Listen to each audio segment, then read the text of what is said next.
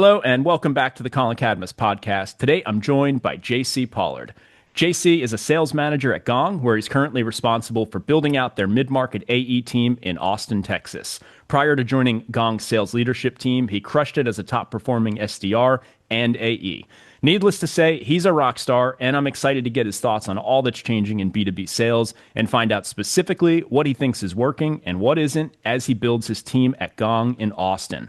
Before we get started, if you're watching on YouTube, please take a moment to subscribe to the channel, like the video, and leave us a comment if you have questions or feedback. If you're joining us from Spotify or Apple Podcasts, please drop us a review and let us know what you think of the episode. This is much appreciated. Without further ado, let's dive in and get his thoughts. JC, thanks for joining me and welcome to the show. Thanks for having me, man. I'm excited to be here. Likewise, man. I've been seeing your name pop up probably for years, right? And then I think you took a little break from Gong, and then you went back. Were you in Austin during the first sprint, or what happened there? Yeah, so I was actually living in Santa Monica, California, as an SDR at a little healthcare startup, and honestly, like, pretty nice lifestyle. I was living in a really nice house with my friend who, like, his mom, it was his house. She was visiting Europe for the whole summer. So, like, I had the best setup ever. Oh, nice. But then I had one of my best friends at Gong, like best friends from college. He was at Gong. He's like, dude, I know you really like your job right now, but like, you gotta come check this Gong thing out. And so I went through the interview process. I fell in love with the culture of development. So I joined Gong, which required me to move to San Francisco because we were going back to office, and it was in that like COVID era of like, this will be over in a month, and then another month, and then another month. So I had to move to San Francisco for Gong. Never went to the office a single time because it was closed. And then once I got the AE promotion, they allowed us to be remote. I visited Austin one time and like fell in love with it. So like literally 2 weeks after getting the AE promotion, I had all my bags packed and moved to Austin. So I've been here for almost 4 years now. Awesome. I've actually been thinking about moving to Austin. It's been kicking around in my head. I was going to move there because I was in New York City for like a decade for most of my sales career, or pretty much all of it, actually. And then COVID came, right? And we were locked down, stuck in our tiny apartments. And I was just like, I got to get out of here. Like, this just doesn't feel like good or healthy or anything. So I moved to the Jersey Shore. And the plan was just to stay here until it was over. But now I'm kind of just in love with being on the beach and working remote. And so I've sort of just stayed. But I was looking at Austin, but now it seems like the prices of everything just went all the way up, right? So it's kind of like, I was thinking like, it seems like I could go to Austin and pay half the amount of money I'm paying. But now it's kind of like it's not that much cheaper right now, it seems like. Yeah. Well, luckily enough, I bought my house at the absolute peak of the market. So now it's worth a lot less than what I paid. So prices are coming down on the real estate I purchased. But yeah, holistically, Austin's definitely not really cheap anymore. Well, look, there's at least a bright side to that scenario is you don't have to think about, do I need to move? Do I need to sell my house? Like, just stay put. Yeah. Just stay put. At least you don't have to worry about that. Because I think that sucks for some people. You buy your house, it goes up in value so quick. You're like, should I get rid of this thing now? Like before like something changes? And that kind of sucks I haven't thought about it from this perspective, but there's the glass half full version of trying to give you the terrible upside, investment. Right? Yeah, thanks, man. Yeah. And my sister's sort of in the same boat. A bunch of my friends, a lot of people bought it. Long term, right? It's a long term play. It'll age well, hopefully, eventually, maybe, potentially one day. But either way, like you're on your path to paying off a house, and then like you have a place, right? Then you own it. Right. Yeah, I've never owned a house. And so I've been in the opposite boat where I'm constantly like, it's the top of the market. Like, I don't want to buy now. I don't want to buy now. But now I'm going to be turning 40 in like a month in January or a couple months. And it's like, what am I doing? Right. I've been renting this whole time, but now I've waited so long that I'm like, I have to wait for the market to crash. Like I have to at this point. Yeah. Otherwise, what did I do? Time it, right? Well, to your point though, about like living in New York and being in a small space and crammed, I was in San Francisco paying way too much for a really small one room in a small 2-bedroom apartment. And now my mortgage, like what I end up paying because I have a roommate that pays rent, is less than what I paid in San Francisco. But now I have a yard and a garage and much more space. So it's a totally different life. Like that's what I miss. I want to go outside and wash my car in my driveway.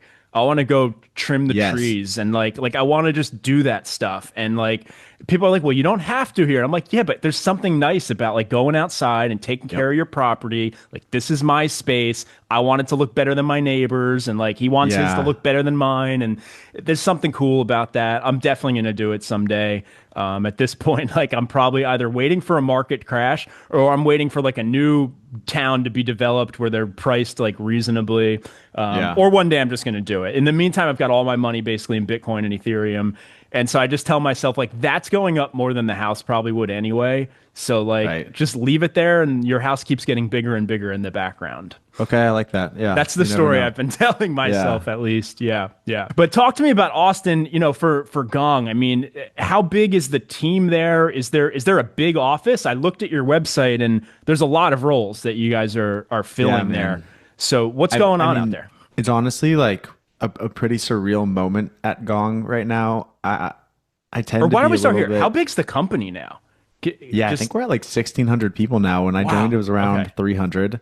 Yeah, yeah. I So tend you to guys be a grew a lot. squeaky wheel and pretty vocal about the things that I want, probably to like an annoying degree. But I have been kicking and screaming for an Austin presence for the last 3.5 years. Like if you ask anybody at Gong, like who's the most vocal, obnoxious person about wanting a new office over the last 3.5 years, it's been me. I've been like in everyone's ear about it, right? Every all hands, I'm in the comments like, when's the Austin office opening? Just making the most amount of noise possible.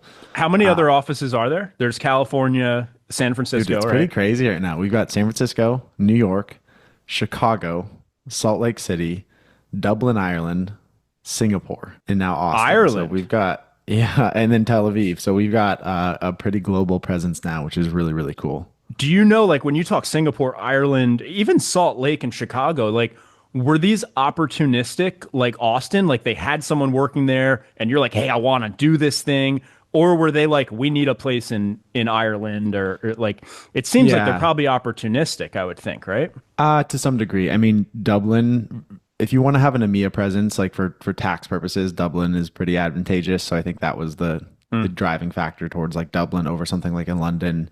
Um, Singapore, I think similar situation there to try to open APAC. Salt Lake City, a lot of our new leadership is Salt Lake City based. We had a ton of amazing leaders come from Qualtrics, so there's a big presence there. So it's kind of a natural Tons of expansion there. salespeople in Utah. Yeah, I mean our CRO is from there, and he's like just phenomenal, world class leader. So that kind of like naturally created that presence. I'm not necessarily sure about the Chicago thing. I think to your point, there was just like a critical mass of people there, Yeah. way back when, and then San Francisco was kind of like the original hub. So yeah, And they all have physical offices. yep, Yeah. So, all right, you guys are a legit, full blown, like big late stage company at this point. Do you know if the plan like? Are they talking about acquisitions? Are they trying to IPO? Like, what's do they Oh have a man, that is clear game plan? way way above my pay grade, and also not something I can So it's not probably like. something they commonly chat about at this stage.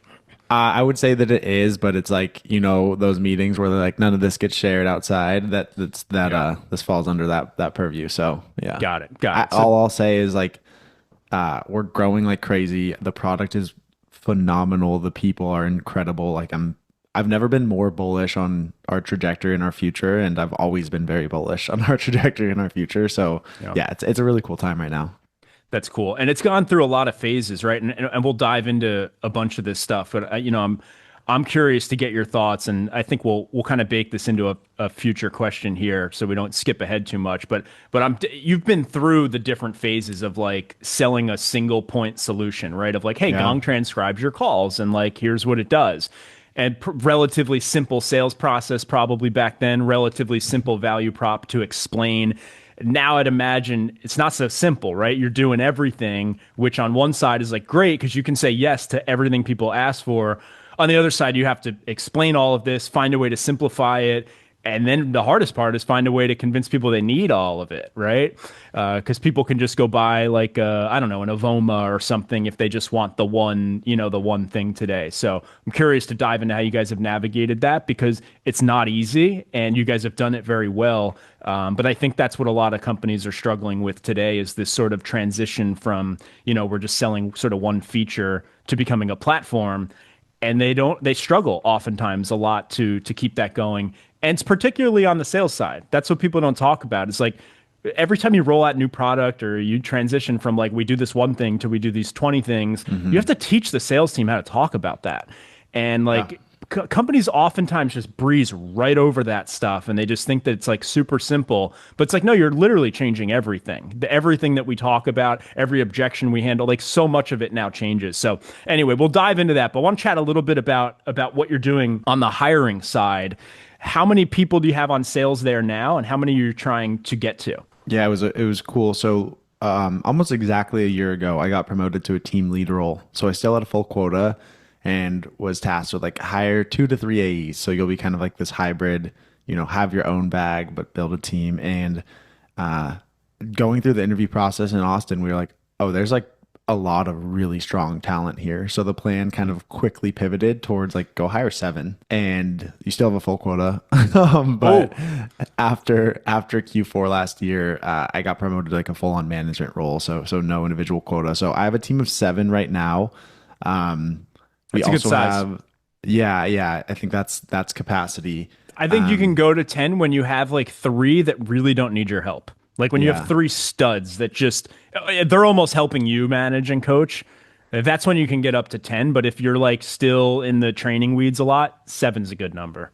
Yeah, I'm cool with 7. We can pause on 10. 7's plenty right now. You say that now, but when you have 3 people that just like Yeah, are no, as good totally. as you, Kinda you won't even self-sufficient. care. Yeah, because they'll Yeah. help you. They'll help you with stuff. Yeah.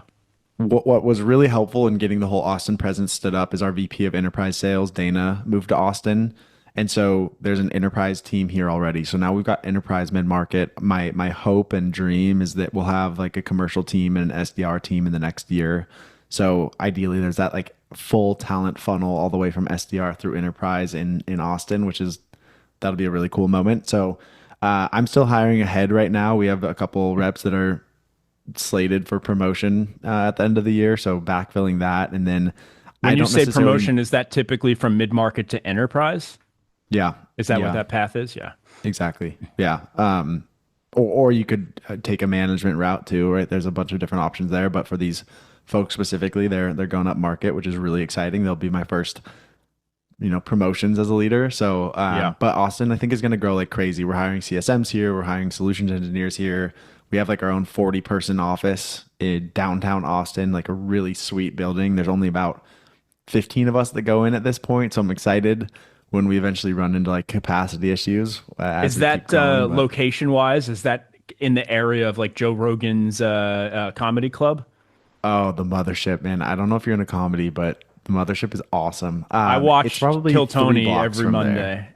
Yeah. It's probably amazing. 3 blocks from there. Oh, cool. Have you been to Kill Tony? Yeah, I have. I took my girlfriend to Kill Tony for her birthday, and I don't think that's the right birthday present for a girl. It was funny, but like it's definitely out there. But yeah, Kill Tony. I mean, one of my reps, Alec, actually works out with the drummer Oh, really? like of Kill Big Tony. Mike. So there's exactly. Yeah, yeah. Big Mike. Yeah. So yeah. I would be interested to try it, not because I think I'm a comedian or I think I'm funny, because I think it would be an amazing growth experience, especially for a salesperson. That's why I asked, because I wonder, like, have you tried it? Because I just think to get up there on stage and force yourself to just try to be funny for a minute and to actually prepare, like try to write it, try to do it. I feel like so much could be learned from that, but it's probably terrifying. I don't know, man. My entire I would say if there's a spectrum of like not funny to funny, I probably skew funny, but like all my humor is conversational and situational and like Yeah. requires like other things to happen to just stand up and That's what I'm funny. Like, fascinated by, like that think I would process flop, of like dude. the process of like scripting it out, practicing it, like seeing how it lands. It's so much like sales, like it's so much of what we do, except the goal is to be funny instead of to like be persuasive. But yeah, I would be interested to maybe try that someday. I think I would completely bomb, but I think it would be interesting to give it a shot. But yeah, it's pretty cool that they let people do that. You might find I don't know, maybe you go there, find some sales talent, like see some people who have the sort of the courage to get up there. But maybe they're not so funny, but at least they handled it well. There's so many people like that. But anyhow, I'm curious to dive in a little bit on what your hiring process looks like. and get your thoughts on sort of how you guys are narrowing down the pool, right? When you get a bunch of applicants in the door, and I want to ask this, you guys are clearly doing something right? I don't know exactly what the turnover looks like at Gong, but I know from all of the people I've spoken to or the people I know of, like yourself, the average tenure looks quite long at Gong, definitely longer than what I see at most companies. And I think a lot of that is attributable to great company, right? Great company, great product, things are going well. But you guys must be doing something right on the hiring side. You must be doing a better than average job. And maybe it's just that better people are applying because you're a great company. I don't think it's that simple. I think there's probably something to it. So I don't know how involved you are on sort of the top of the funnel. Maybe let me know, like, do you have recruiters and whatnot? How does that work? You get a bunch of people who apply. How do you guys kind of narrow down that pool? Yeah, I want to caveat this by saying, like, I think hiring sales talent is maybe the most important part of a leader's job and probably the hardest part. And I'm not going to sit here and act like I have 100% hit rate and know exactly what to look for and that we never miss hire, right? Like, inevitably, anyone who says that's lying. Right. There's going to be a mixed bag there. A couple things that I think are kind of like advantageous in Gong's shoes. Given what we do, right, we're a software that helps you sell better. It naturally kind of attracts talent that just like is obsessed with development and growth. Like, honestly, most people that join Gong take a step back in title and OTE because they're viewing it as like, this is where I'm going to go get my MBA in sales and sharpen my skill set. That they're not chasing, short-term earnings or stuff like that. So I think off the bat, it attracts a certain kind of seller that's set up for success. The second thing I'll say is, most of our good talent doesn't apply. We do, like, I opened the Austin AE role. We got 900 applicants in the first day. But like, if you look across my team, we've got a referral, 2 people that I outbounded, right? And then a couple of people that applied. But like, a lot of our best sellers are people that are crushing it at their existing job, where our frontline leaders and our recruiters are going out and getting them and convincing them to check this out.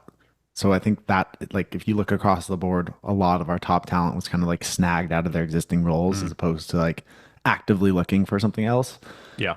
The other thing I think we do a really good job of is, like, we put people in uncomfortable positions in the interview process. Like, one of our core pillars of the interview process is a mock discovery call, where you're running a Gong sales call in front of 2 leaders, and it's like an intense and not very comfortable environment intentionally, because like, we want to see how people show up in that. So I think between the reputation we have that like attracts a certain kind of talent and the fact that we're also heavily reliant on like outbounding and finding our own talent, and then the rigor of the interview process, I think it filters out a lot. But there's still, it's never 100% hit rate. Yeah. Are you guys bringing in anyone at the entry level, like straight out of college, or are you done with on the SDR side of the house, for sure. You do. Yeah. And I think what's really, there's some companies in our space that are eliminating the SDR role entirely. And there's, AI SDR this, AI SDR that. Our CEO has been very vocal about, like, that's not happening here. And it's for 2 reasons. First of all, like, we still think humans are a required part of a sales cycle. And also, the SDR talent is our entire talent funnel.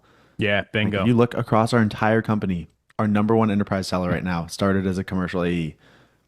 Our number one, they all went through the SDR commercial AE track, and they're just crushing it, right? And so we never want to like cap that talent pool. It's what fuels the entire company.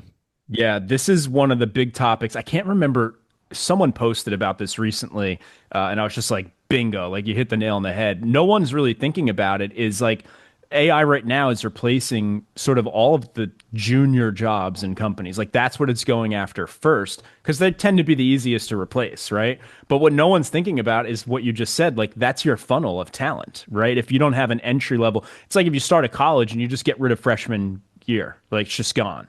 Who's going to come start as a sophomore? You didn't learn the prerequisites. Like, you don't even know what you're doing. Like, yeah, it's very much turning into the same thing. Now, I do think AI is going to work its way up the totem pole, right? And it's going to start chipping away at other people's jobs and stuff too. But you still have to have this funnel. So I think that's a smart move. I think a lot of these companies are going to learn that the hard way too. They're going to end up running into that situation where they're now trying to fill senior roles, and it's really hard because they don't have anyone with that like 1 to 2 years of product experience on the phones. 100%. Yeah. Yeah.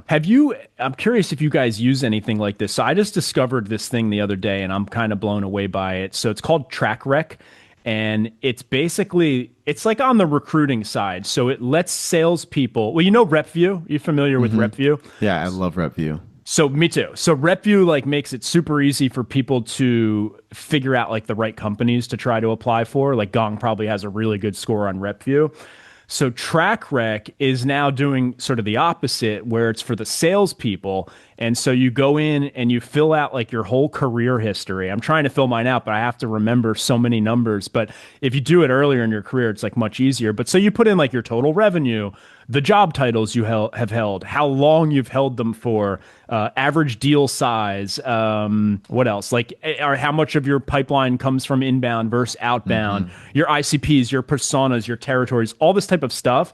And it's like the type of crap you try to put in your resume, but it's always in like some really different format, and it's very hard to compare. And then when we're hiring, we have to like, well, is this true? Like, did they just write this here? Or like, and so TrackRec is now letting people, you basically fill all this stuff out and it creates your profile and it puts it in this like really nice like way of displaying it.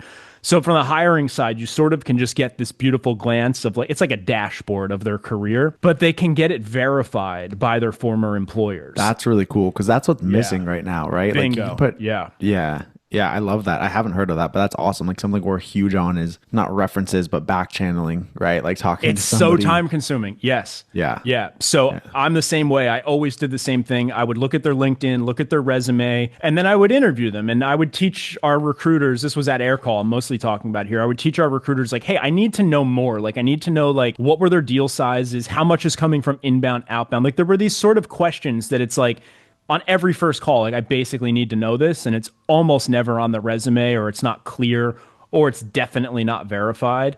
So yeah, I wanted to bring that up. So I'm chatting with the CEO because I'm like very, very impressed by what they built. Yeah, and I want to get involved. Happy to intro you because I'd be curious if to get your guys' feedback if you end up using it, because you guys could stress test the hell out of it really easily. I've always said like if somebody could solve the hiring problem in sales, that's a that's a multi-million dollar problem, if not billion. So I love that idea. It's really cool. Yeah, so your eyes lit up the same way mine did. It's trackrec.co if you want to check it out. TRACKREC.co.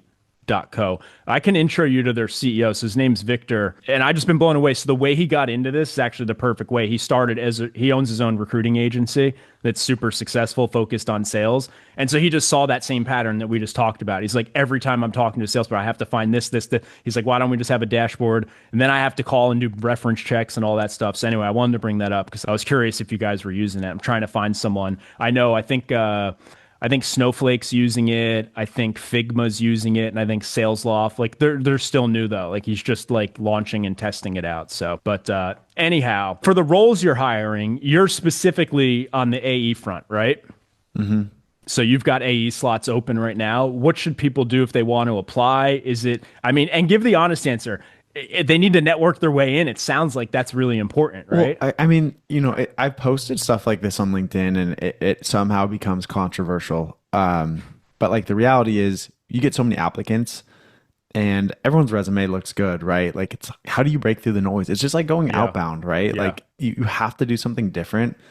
I'll share the guy I just hired. He's starting November. His resume didn't like jump out of the crowd, but then I got a email referencing a fraternity slogan from a fraternity that I was in that I haven't thought about once since freshman year of college. I'm not like really into that stuff, but like I was like, wow, this guy took the time to like find that out and then write a custom email based on that. I didn't respond to it, but I was like, that's pretty cool. Then I get an email follow-up with him and myself photoshopped on a beach in Thailand with an email about how, because he found out our President's Club next year is in Thailand, with like a really great email about all the things that he like, why he's a good fit for the role. And then that personalization, I didn't respond. Then he sends me a really good LinkedIn note, didn't respond. Another email, and then I respond. I'm like, dude, this is really impressive. And I was like, candid, like your resume, like I don't think this is a fit. I get hit the next day with a video of him on the golf course, objection handling my email at the driving range because he found out I was into golf. And so like, I don't want this to come off like, oh, just like stroke someone's ego or like, find out what they like. But it was the persistence, the creativity, and the relentlessness. But I'm like, that's the job. Yeah. Like exactly. that's what you have to do to break into an account. This guy's like actively doing it, right? And so I'm like, okay, you know what? Come in, let's just meet in person, let's chit chat. Came in incredibly prepared, brought the whole team breakfast tacos, was so dialed in, and I'm like, oh, this guy's really bright. And then he went through the whole actual interview process. That's just an example though of like do something different, just like you have to do as an SDR and AE to break into an account. I think to zoom out, there's very few jobs you can apply for where you have a chance to do the job as you're applying for the job. Yeah. If I'm like trying to get a heart surgeon job, I'm probably like not performing open heart surgery in my interview process. In sales, you can literally demonstrate how you run a sales cycle and how you break into an account in the way that you apply. Like, why not just show that off the bat? So that's my best advice to people is like go above and beyond, do that next level personalization and demonstrate the way you would think about breaking into an account in the way that you would try to get the interview.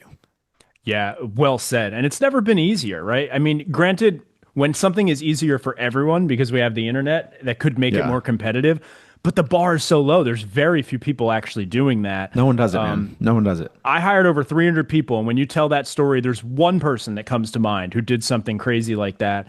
I actually think I wrote about it on LinkedIn. There's probably a picture in my photos section of it. His name was Tom Minton. We were in New York. He lived in Missouri, in the Ozarks. That's Missouri, right? I think that's where that is. I don't know. Great show though. Yeah, it was a great show. So he lived there, where I'm pretty sure it was Missouri.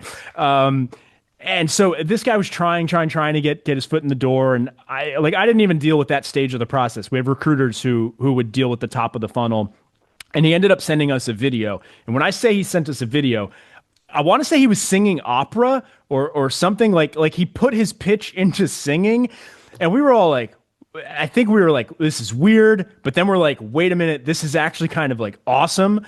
And that he like has the courage to do this, and like he ripped through it, and we ended up, but we're like invited him out. I can't remember exactly what was in the video, but it was like it was written about us. Like he wasn't just singing a random song.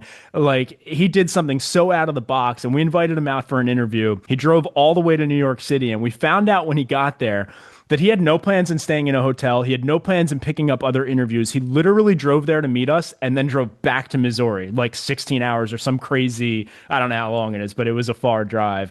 So he came for an interview, grabbed a slice of New York pizza. He's like, where should I get pizza from? He's like, that's the one other thing I'm going to do while I'm here. And then he just drove home. And so on his ride home, we're like, dude, you're hired. Like, turn your car around. Yeah. Yeah. Like, show how bad you want the job. Like, Yeah. yeah, I love that. It's Yeah, cool. he was, and he turned out to be great. He had a great run there. So yeah, it was all good stuff. But all right, let's dive into the next topic. This is normally my first topic, but I wanted to kick it off with your hiring piece there. But let me get your thoughts on sort of traditional outbound sales. This has been a topic that's been, I mean, endlessly hot on LinkedIn, back and forth. It's almost like so hot Outbound that is it's dead. yeah, it's Cold almost calling's boring to dead. talk about now, but I'm Yeah. curious to get everyone's thoughts. I mean, you alluded to it earlier that you guys are definitely still doing outbound. You're definitely still hiring Yeah. SDRs. But in terms of what they're actually doing, like the motions that they're running, have you guys run into like similar situations of like what people are complaining about? Like, hey, people aren't answering the phone as much, or connect rates are down. Can you Oh, walk yeah. me through what's going on there and what you guys have done about it? It's really hard right now. It's necessary. Like I think 90% of my revenue this year is outbound AE sourced revenue, right? So it's still a core part of our motion.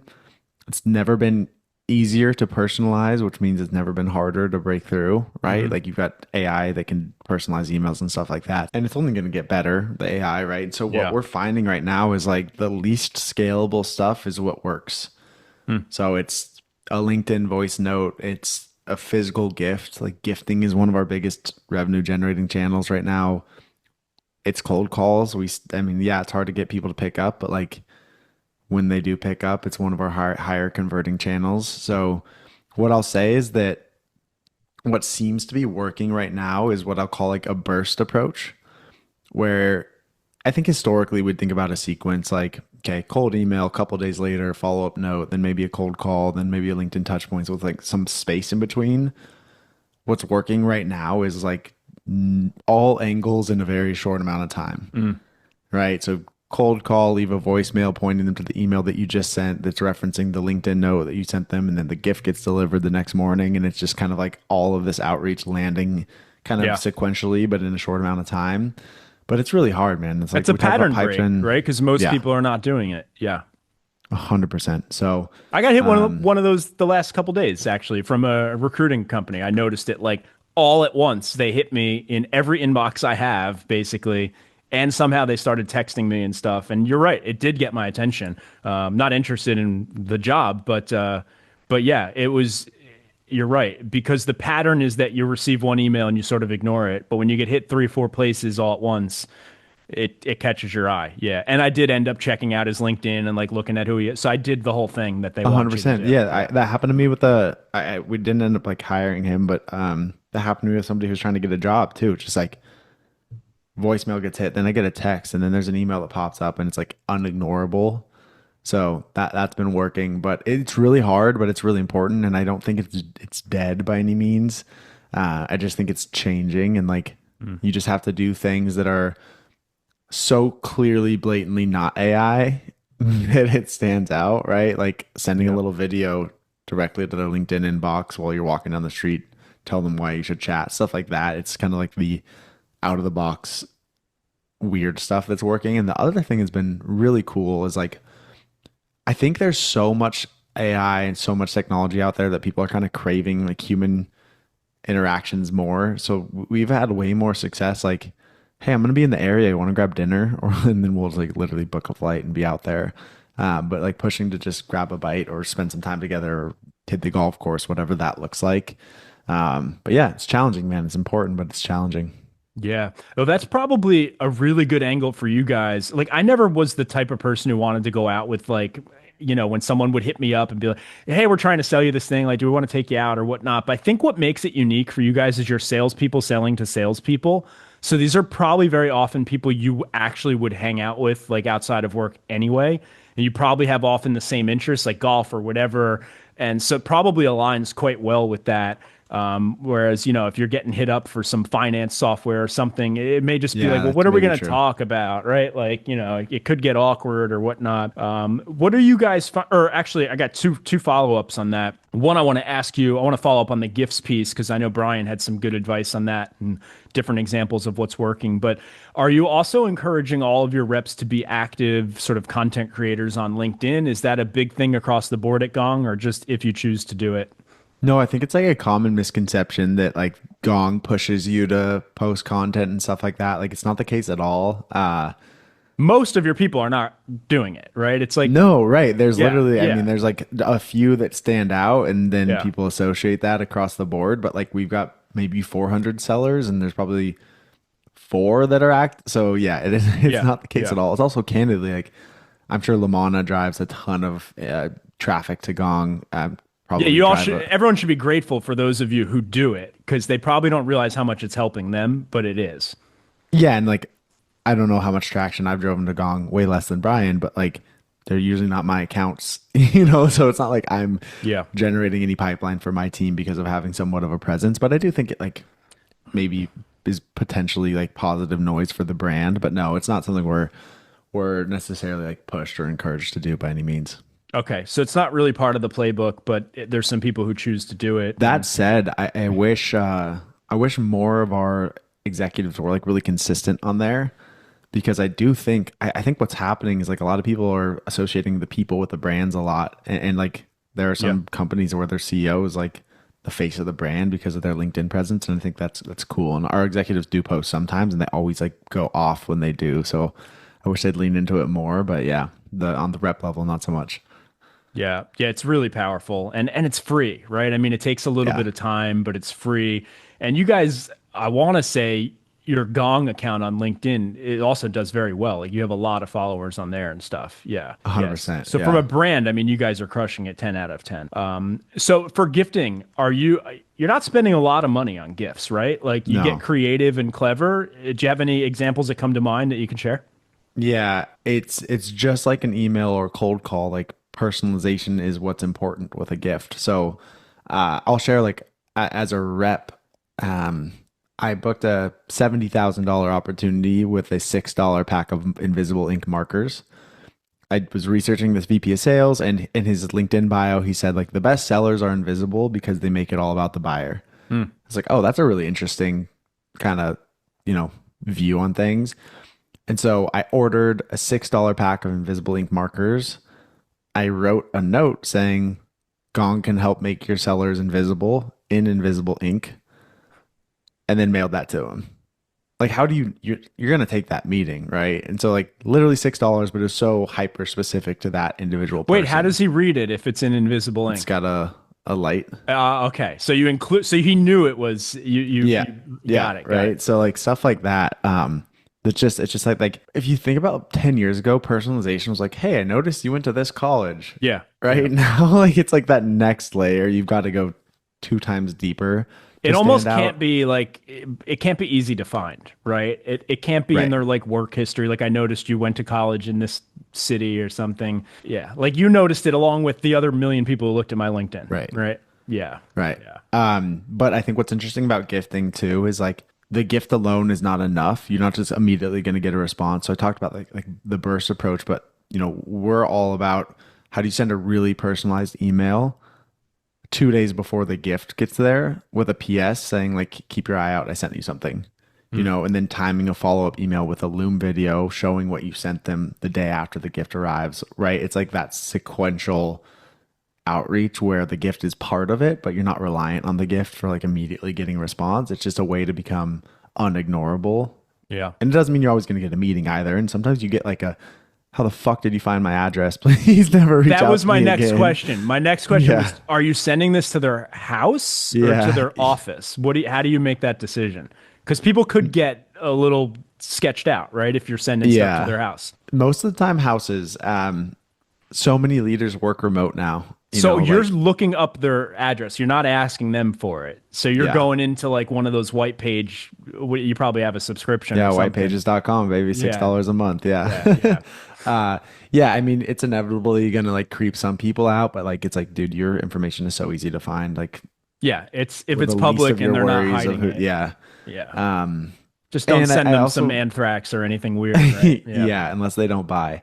No, but I think to your point earlier, like we sell to sales leaders, so maybe there's a little bit of, I probably would not be outbounding a chief security officer and sending something to their house, right? Yeah, like it's just, but gifting's also really cool if you do know that a company is like a big in-office culture. Like I've sent 48 cans of Monster Energy drink with messaging around like supercharge your sales team, and the sellers see it. They're like, wait, what's this, right? Some like Gong packaging and stuff like that. So there's a ton of different ways to use it. The thing I always tell people is like Collin, how many emails do you get in a day? It's too many to keep up with. Right. And how many do you open? Like 5, 10? It's a small percentage of them. Yeah. How many packages? Especially if I don't know who the sender is. Yeah. Right. How many packages do you get every day? Basically none. And what percent of packages do you open? Well, if I ordered my own stuff, I get those, but I don't get random packages. If I got them, I would definitely open it. Yeah, you 100% open rate on packages that arrive at your door. So that's kind of the key insight there. Yeah, one of the best ones I ever received. Now, granted, I don't think that you can spend this kind of money on regular gifts. I think they were specifically targeting me like for a reason. But they sent me a pair of shoes, except they only sent one of the shoes. And so in order to get the second one to complete the pair, I would have had to attend the meeting. And so some people have gotten creative with that. There was another one, I can't remember exactly what it was. It was some sort of a box that was locked or something. It had something in it. I think it was like a booze bottle, and it had like a cap, like a lock cap on the top or something, and you needed a key.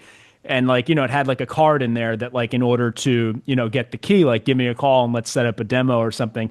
So I've received some clever things like that over the years, but those were definitely like enterprise companies that were trying to sell us something like very expensive so they could afford to, to do that.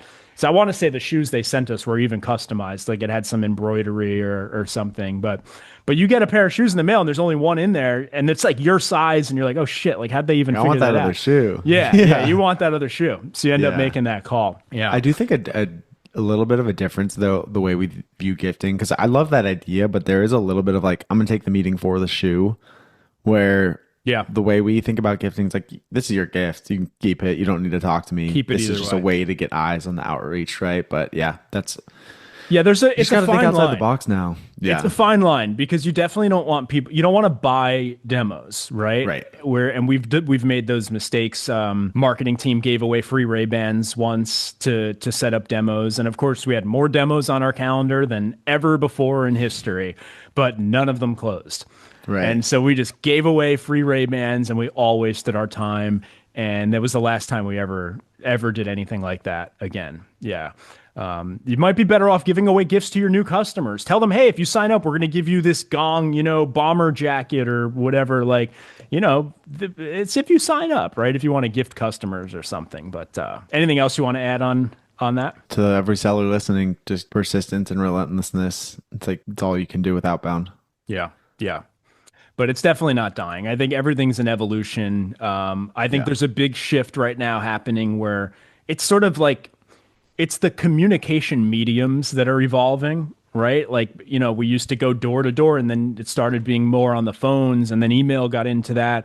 And social media is just playing a huge role today. And whether it's, cold messaging people or using LinkedIn or creating content or whatever, I just think there's a lot of sales that's just, and even brand building and marketing and awareness campaigns, a lot of that's just sort of shifting into that realm.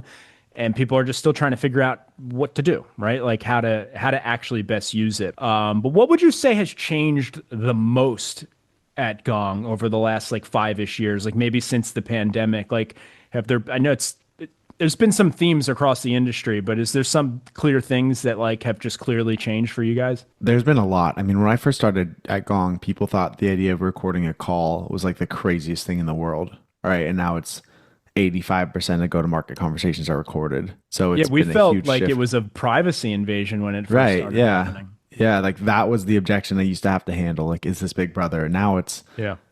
they probably already have a competitive solution in place, or they've like everyone's using something. I would say I'll bucket it into two buckets. Like one is kind of just sales industry wide. Buying committees have gotten so much bigger. There's way more people involved in every cycle. So the importance of multi-threading, of jersey matching, and of having like a really ironclad business case, like that's changed a lot. You used to be able to get stuff across the line with a CFO looking at it for 2 minutes and going like, yeah, sure, go ahead. Now that is not the case. Like everything has to be really tight. Gong specific, you mentioned it earlier, but we're a platform now. We're not a point solution, which is awesome. Like our average deal size is so much bigger. We give companies the opportunity to consolidate on Gong, and like truly every sales leader wants their team context switching as least often as possible. And now we really can paint that picture of like single pane of glass view. You can operate your entire day as a seller, as a sales leader in Gong, which is awesome. But that does introduce complexity because now it's like, got to get the SDR leader on board, because if they're shifting their outreach to Gong Engage, like they need to see that. We need to get their finance team comfortable with our forecasting module. So it's just lengthened and complicated our sales cycles, which is well worth it because they're bigger deals. But So sales cycle has gotten longer. for sure. Yeah. But at the same time, we don't have to, like, we always have a seat at the table now because we can do everything. And the huge advantage that Gong has had, which like none of our competitors took this route, is we built everything we have. So it's all the same line of code. It's not strapped together through acquisition. And so It's all a big speaks difference. to each other. That's a It's huge difference because people completely underestimate how clunky things get when they do that, and it really is a big difference from the user experience. yeah. It's never ever ever good when it's all bulked together like that. Yeah. I think what's interesting, so I left Gong after 3 years and I went to a company called Tropic for like 4 or 5 months, and I came crawling back to Gong. But Tropic's whole mission is like eliminating vaporware and making sure you don't have duplicative spend and stuff like that. And so the conversations I was having every single day at Tropic was like, we have so much tech, people aren't even logging into stuff. We've got things that overlap. And what's so interesting to me is we made that mistake with SaaS. People bought way too much SaaS. They didn't think about the end user experience. Like, what is my rep actually going to do on a day-to-day basis? Right? And then everyone recognized they made a mistake, bought too much stuff, and then consolidation became the thing, right? It's like, okay, how do we do more with less? How do we like optimize systems? Now AI is everywhere, and there's 14 billion AI point solutions, and I'm watching people in real time make the exact same mistake.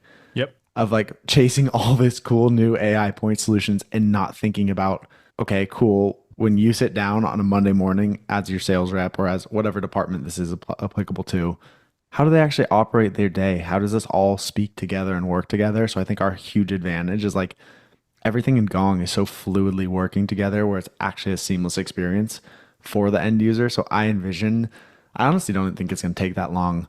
People are going to wake up and you're going to be like, oh no, we did it again. Like we bought way too many point AI solutions. No one's using anything. It doesn't work together. Yeah. Um, The yeah. best advice I can give to companies on that is you have to have one architect of the tech stack. You can't like, and this is why RevOps is like a really good function because they can sort of oversee that whole thing. When you have your CS, your VP of CS, your VP of sales, your VP of sales dev, your VP of this, that, and they're all just buying tools. It's to your point. No one is thinking about what that end experience looks like. And what happens is you end up having multiple experiences. Everyone's using their Yep. own combination of tools. And then you try to have a training and the training's only relevant to like five people in the room because no one else is using anything. Yeah, it's really important. One of the hardest parts of being a VP of sales, or I shouldn't say one of the hardest parts, one of the most annoying parts was constantly having to sort of push against the grain and say no to keeping the stack minimal. Yeah. But you have to do it. Like there's just a part of that job that like if you just keep saying yes to every single tool, you very quickly will end up with just a mess and you'll have a lot of tools you won't even realize people aren't even using. And you end up just Yeah. paying a boatload for it. Are you guys, I just want to clarify on how you're selling it. So they have to buy the whole platform, right? You're not offering like, hey, you can just buy the recording and then we'll land and expand. You're not doing that, right? No, you can. You totally can. Oh, you can. Okay. Yeah. And land and there's also, we work with organizations that are like very future thinking. 4 out of the 5 biggest AI companies in the world are customers of Gong. Right. But then we also we're breaking into new verticals and selling to manufacturing where like they've never done anything like this. Right. So we can Yeah, facilitate yeah. both like let's go all in on the platform or the crawl, walk, run approach. Okay, cool. So you guys do have that. I didn't realize that. I was thinking that all the salespeople now had to sell the full platform.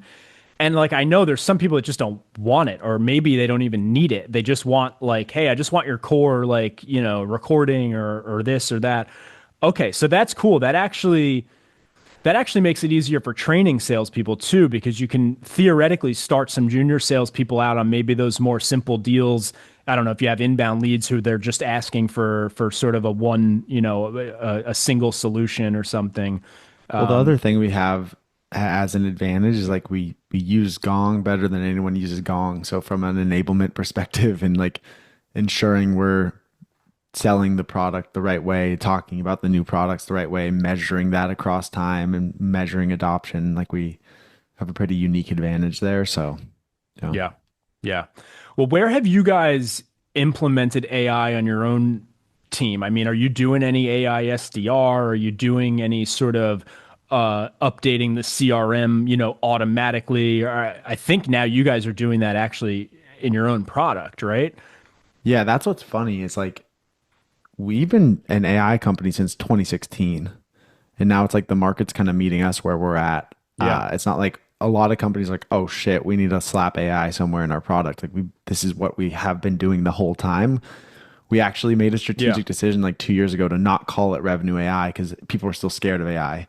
In hindsight, maybe we should have like branded it that It way. would have been But ahead of the game, yeah. Because yeah, it's but Gong like IO, right? It's not Gong.ai. yeah, Yeah. we have AI layered throughout our entire product. Like an example is I want to get up to speed on a deal with one click. I can get a brief, so synthesizing every single like here are the obstacles, key players, right? Like that's AI driven. We have what's coming next quarter, an AI trainer that's a role play agent strictly trained on all your own sales conversations. So like it's Oh, so every you single guys part are of our already basically taking the stuff that's like creeping its way into the market. You're already building it into the platform. 100%. I think the really powerful thing about AI is the data that it's trained on, and we have such a unique advantage there. Yeah, yeah. So yeah, I mean, it's funny. It's funny watching all these competitors. And like we have a lot of competitors that like throw a lot of like FUD during a sales cycle. Like more AI up and coming companies that are like they act as if Gong is like the archaic player in the space, and it's like That's No, a hard dude. claim to make. It's Like, just, come on, yeah, man. Like yeah, we've been AI first since for the last literal decade. Our CEO, we just had our conference in Austin last week, showed us a slide deck he had from 2017 showing the vision of how this is going to be like an AI ecosystem that all works together. So it's funny that yeah, we're not like scrambling like, oh no, we got to figure out where to put AI in the product. Like yeah. it's been there and it's just getting better and it's pretty much like the most fundamental part of our offering. Yeah, yeah. Everyone's trying to reinvent their SaaS as an AI product today, and some of them will succeed. But yeah, you guys really have been doing that from the start. I mean, I remember when we first started using it, like it was just we were blown away. Like it had sort of a similar type of reaction in your gut as you had the first time you used like ChatGPT or something, where you're like, "Holy shit!" Like, how does it do that, right? Hmm. Because even the transcriptions, like at the time, nowadays we just take this stuff for granted because we've seen it so many times. But when that first came out, like we were like, wow, like Yeah. it's nailing it. And we had some fun with it. We were like, well, let's see if it can understand French and stuff, right? And so, we found ways to run into its limitations at the time. I imagine you guys have no problem. 70 plus languages now, baby. Yeah, yeah. We Yeah. used to confuse the hell out of it because we had people switching languages. Does it even handle that well now today? If Yeah. if you switch mid convo, if you go Yeah, from and if English I'm to a French. English speaking sales leader and I want to break down a Chinese sales call, I can, or like a call that happens in Mandarin, I can go ask questions in English and it'll translate that, give me the answers. Yeah, it's pretty insane. Oh, that would have been so nice to have because I used to try to train reps who were pitching in Paris. And they would say, like, can you listen to my call? I'm like, no, I can't. You're literally talking in a different language. Like, there's nothing I can do to listen to Yeah. your call. Yeah. But okay, last question. And maybe this is a big one, maybe it's not, wherever you want to go on this. But how are you guys teaching AEs at Gong to differentiate in the crowded market? Discovery, demo framing. Like every tool looks the exact same in a demo.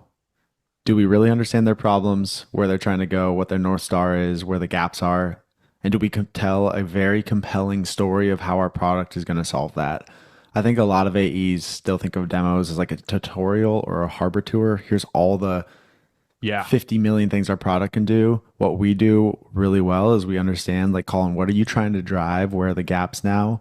Let me tell you a very concise, compelling story through the lens of Gong of how we can uniquely solve that problem and then stop there, right? We don't need to boil the ocean. We don't need to make you feel like this is a Ferrari and you need a Honda Civic. Like it's so tailored and personalized and prescriptive based on your exact problems. Boom. Got it. So I know you've got a hard stop here, so everyone can follow you on LinkedIn. Is there anywhere else that they should be checking you out? No, yeah, LinkedIn. I'm super responsive on there. Shoot me a message if anything stood out, but I appreciate the time, man. It's kind of like you said, I've seen you everywhere for Yeah. Well, you've been on five, my six long years. list. I've got a list of names that I just am slowly chipping away at. I do the podcast for fun, so sometimes I take a little longer to get to the next episode, but I really only speak to people that I genuinely want to speak to. So this has been awesome. Everyone check out gong.io, and you've got your careers page up there, all the jobs and everything, and then LinkedIn is the place to reach you. Appreciate it, Colin. We'll talk soon. Likewise, take care. Bye. Bye.